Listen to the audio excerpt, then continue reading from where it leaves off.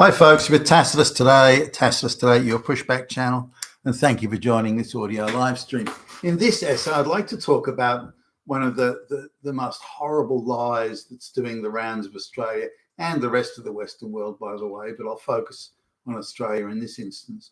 The claim, the grotesque, horrible lie that Australia and the West, Australia again in this instance, has not just a shortage, but a chronic shortage. It's a fucking epidemic, for goodness sakes, a shortage of skilled workers. We just don't have the skills. We can't grow the economy. Skills. Now, anybody with half a brain knows this is total and utter bullshit. Yet, the entire media class, the entire political class, with a couple of small political party exceptions, and the business class, the big business, this is even some smaller businesses too, insisting that yes, skill shortage, skills. Now we can play around with what the definition of skills is. For example, is someone who's upright and warm and can hold a broom, is that considered a skilled occupation? And again, we'll come back to that in a minute. Now here's some interesting sort of statistics. When I remember in the late 1990s, this is when the centre-right government of the day started screaming about skill shortages, and it reached crescendo proportions in the early 2000s, that Australia had this unbelievable shortage of skilled workers. Now, back in the day, they sort of speculated that somewhere around, or asserted rather, somewhere around 20% of all jobs went unfilled, and these were the skilled jobs. These were the rocket scientists, the triple PhD engineers, and the software programmers, and it was the very top of the tree where Australia allegedly was short on skilled. It was the very apex of skilled and credentialed people that you would think anywhere in the world. Rocket scientists and so on. These people are very few in the whole world, let alone in Australia. Now, I knew this was, back in the day, I knew this was bullshit, and it was more concerned with at the time cheaper labour. So instead of paying a software programmer, a coder, I'm just use round numbers here, $100. Then can we get them from India for $60 or $50? That type of attitude prevailed. And I came under a lot of pressure back in the day, around that time, even a little bit earlier than the 90s, late 80s, around there. I started to come under pressure when the early tranche of Brahmin Indians started to come into Australia. And the board of directors, and I had to front the board, once a month and often once a fortnight, and they used to beat me up all the time about why, hey Billy Bob, why aren't you hiring lots of these Indians? And they'd even bring in newspaper cuttings from this is pre-internet, newspaper cuttings from the business media, and they headline, Indian programmers are all geniuses, quadruple PhDs that'll work for half what the local people work for. And they would even hold these up and wave them in my face. Look at this. No, I knew that was bullshit back then. But so the claim of skill shortage has been around for quite a bit. But the drumbeat and the screams and the cries and the hollering has just got more. So what was I saying, in the year 2000, and I'll just use that as the baseline, the year 2000, approximately 20% of skilled jobs went unfilled. So they claim, due to a skill shortage. Now, again, it was bullshit back then, but this was the claim. So the only solution to this was mass migration. Now, are you going to find skilled people in third world shithole basket case countries, failed states? Is that where your skilled labour, skilled rocket scientists are going to come from? Of course not. The idea is absurd. Now, the government at the time, again, centre-right government, sold us on this, sold the public on this, saying, look, not a problem, it's not going to be a problem. We're only going to bring in the skilled of the most skilled of the skilled upon the skilled, the super skilled people only, and we're going to make sure they all speak excellent English and the college level English and this sort of stuff. Now, that was, again, a series of outrageous lies that were being told to sell it. If it was such a good idea, mass migration, why do you have to tell so many lies? If it's such a good thing, you tell us why it's a good thing. Stop telling all these fucking lies.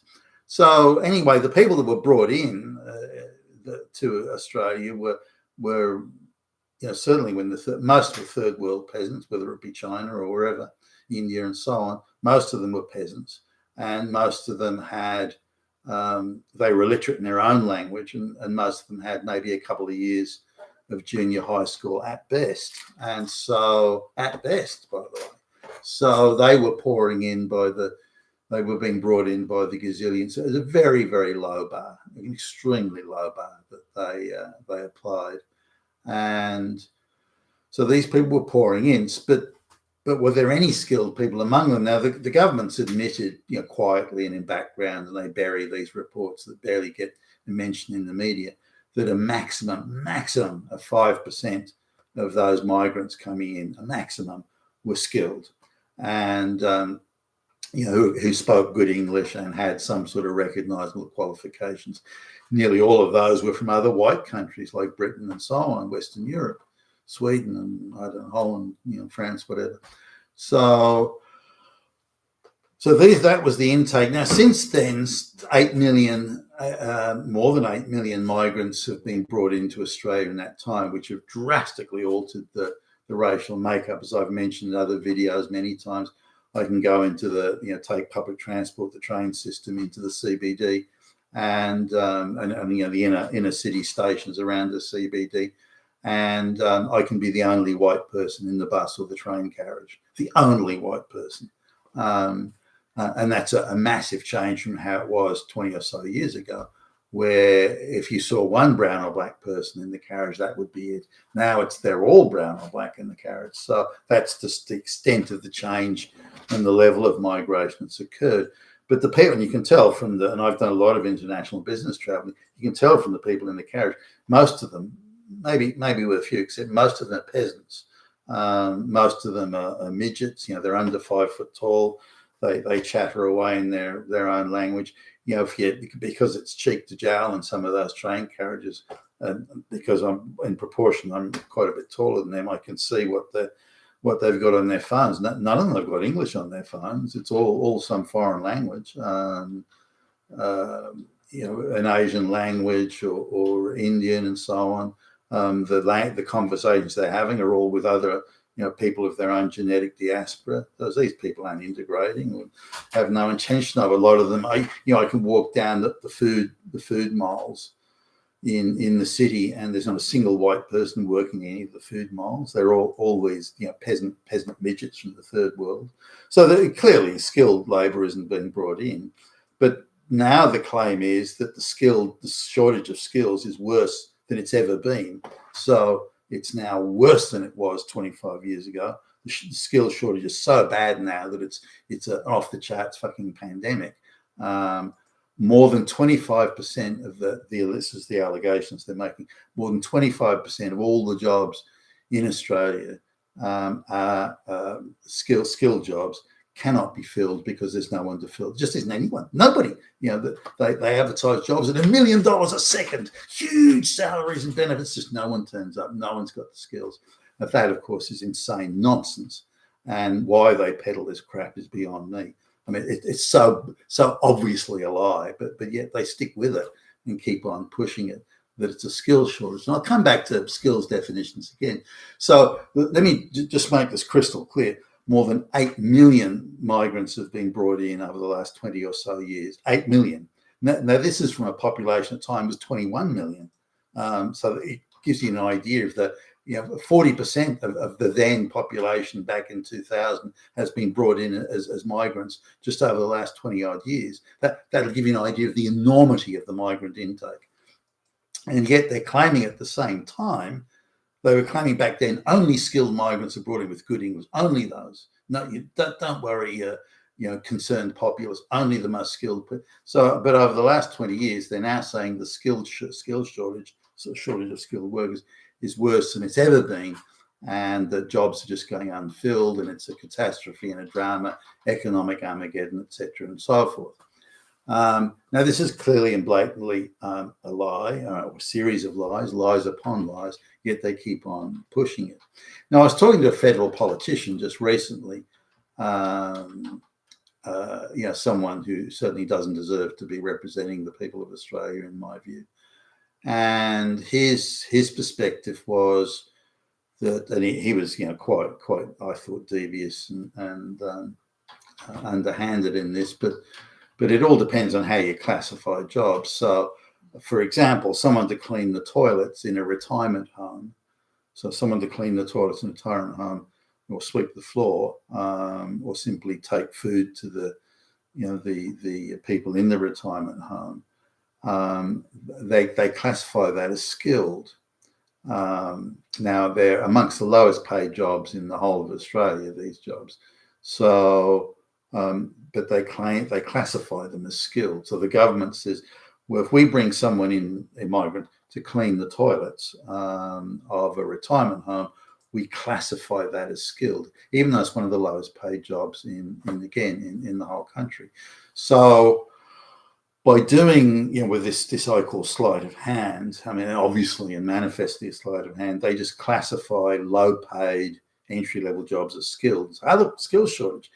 Now, because of the low pay, it's not easy to get jobs not easy to find workers to work in those sort of jobs, because the pay is so low. You've got to live, 10 people to a 2-bedroom sort of apartment just to be able to make ends meet in that. So when you paid that little amount of money.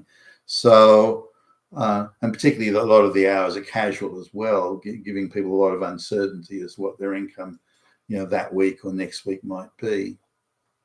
So they just find it hard to get local people to work there. Not because there's a shortage of people, quite the opposite, because the pay and conditions are so fucking piss poor that nobody wants it. But yet some peasant from out in the forests, jungles of Philippines, who's maybe never worked in their whole life, they would see that as an opportunity, and they already live 20 people to a 2-bedroom place, so a 2-room place. So to them, it's still a step up. I mean, they can put flick a switch and the light comes on. They can turn there's running water, there's a flushing toilet. To them, it's a major step up, but it's an outrageously disingenuous scam to classify these people as skilled. They're not. It's purely and absolutely and totally to do with depressing the wages or making sure that low-paid peasants, effectively modern-day slave labor, are being brought in to fill these roles.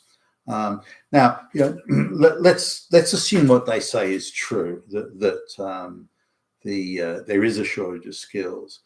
Now, if I go to the best paid jobs in Australia, I'll go to the major job board here. This is an online internet job board. Okay, so these are the most prestigious, best paid jobs in the whole of Australia, and they're listed on this job board, or what is listed on the job board anyway. And around 90% of those jobs are government jobs, NGO jobs, and Quango jobs. And they use this. The NGOs are shockers for this. They advertise these jobs, claim they can't get anyone, and then they just bring in rabid, screaming activists from overseas on the basis of, well, we couldn't find anybody. There's increasing number of Chinese and Indian businesses and companies in Australia where they insist not only that you speak Mandarin and speak it well, but you have to have a certain Mandarin dialect, speak it with a certain dialect, and that's why we can't find these people. We can't find anyone that speaks that dialect of Mandarin or that dialect of Hindi or whatever. So then they are given permission by the government to bring in not skilled labour, but just flunky stooges and people who are bribing and corrupting. So those people that come in. So of the top jobs in best paid, most prestigious jobs in Australia, a very small percentage are in the private sector, and of those, with very rare exception, they're in the big multinationals, which is a scam anyway. They could find people if they want. So now we also need to look at how they're framing the idea of skills. So they're framing it from a basis of a utopian sort of ideal, well, we want somebody with 100 PhDs, and we can't find anybody who's got 100 PhDs in Australia. So therefore, there is a shortage of skills. Now, no one in the whole world has 100 PhDs anywhere. So this idea that there's hundreds, gazillions of people out there with 100 PhDs apiece is nonsense to begin with. But that's the level of deception and fraud they use in this collection of activist forces they use to say that there's a shortage of skills. Now, even the some of the decent right-wing think tanks, they concede that there's the migration levels are too high. They concede that the infrastructure isn't adequate to deal with them, the level and the speed of the mass migration. They concede there's not enough effort put into social integration. But they equally accept that there is a shortage of skilled labour. They completely accept that. They don't argue with it or say, hey, this is bullshit, which it clearly is. So there's no one really pushing back anywhere about this skilled migration thing. The whole thing is an outrageous lie and a complete fucking scam, but they still go after it. Now, if there is a skill shortage, then it would show up in the job boards. There would be, jobs being advertised requiring these high level of skills, and they'd be unable to be filled. But you don't see that. And I've crunched and done the numbers. The amount of jobs that at the end of 30 days, which is the time cycle that a job's on these internet job boards, at the end of 30 days, how many jobs remain unfilled, and what are those jobs? Are they in skilled categories, or are they in things like pushing a broom and cleaning toilets, or working in a takeout food cafe or something like that, or even some sort of pizza deliveries where they give rando hours. No one gets, or very few people get guaranteed hours. They want to call you up 5 minutes.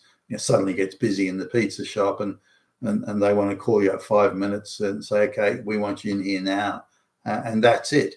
Now, very few people want to accept those working conditions, or should have to accept it.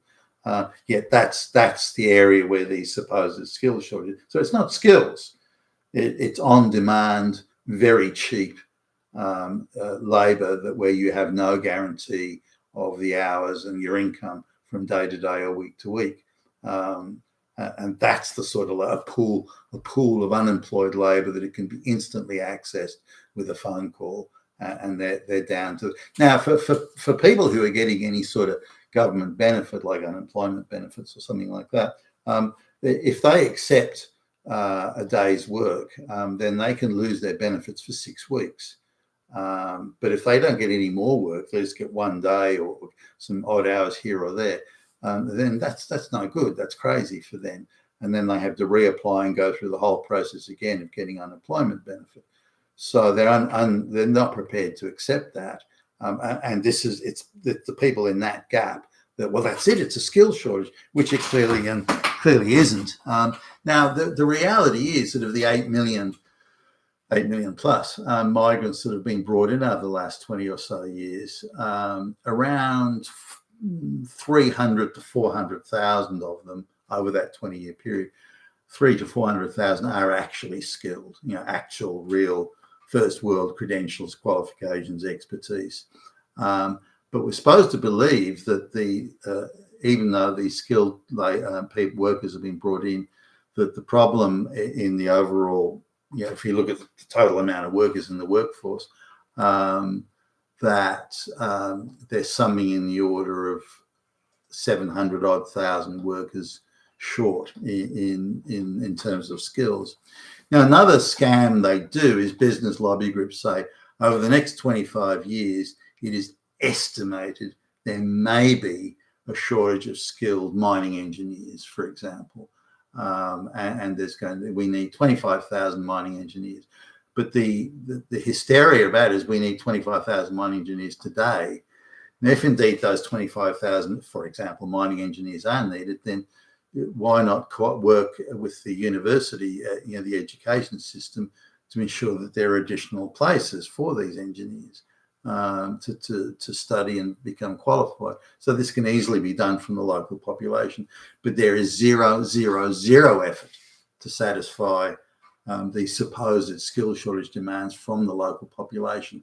The constant drumbeat is it can only be solved by mass migration.